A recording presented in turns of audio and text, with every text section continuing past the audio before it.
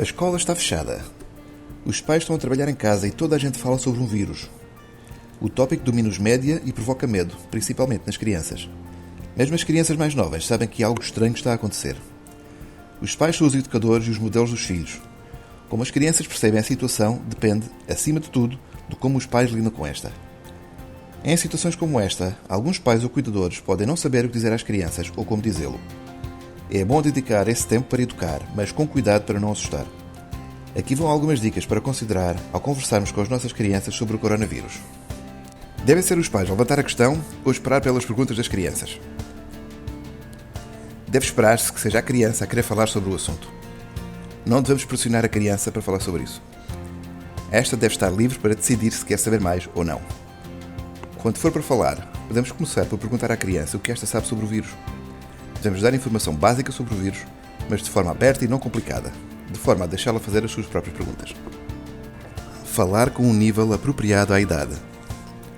Se estivermos a explicar a uma criança pequena sobre o vírus, podemos dizer algo como: existem muitos vírus diferentes, como quando te dói a barriga ou às vezes quando estás com gripe.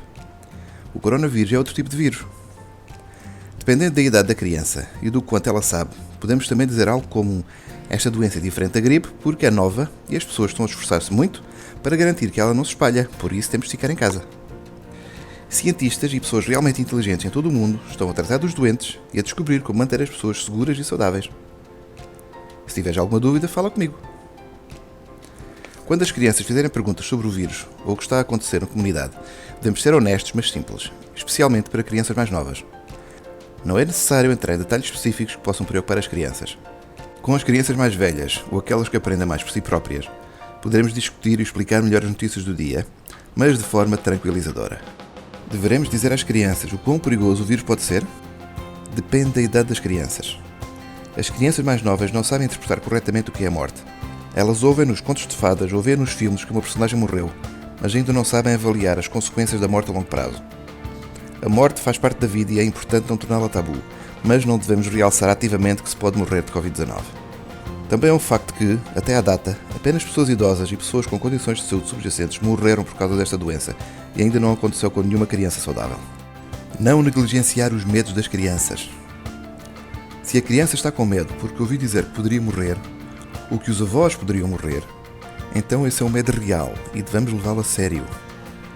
Se simplesmente dizemos à criança vai ficar tudo bem, ela pode não se sentir ouvida e o medo pode persistir. Devemos ouvir a criança e dar atenção ao que ela sente. Podemos dizer algo com uma voz calma como: isso parece muito assustador, não é? Poderemos também incluir uma história da nossa própria infância sobre um episódio em que tivemos medo. Depois da criança se acalmar, poderemos esclarecer que, até à data, crianças saudáveis não morreram de Covid-19 e também que os avós não são seres indefesos e têm bastantes cuidados para se protegerem. As crianças também se sentem menos impotentes quando sabem que podem ajudar lavando bem as mãos.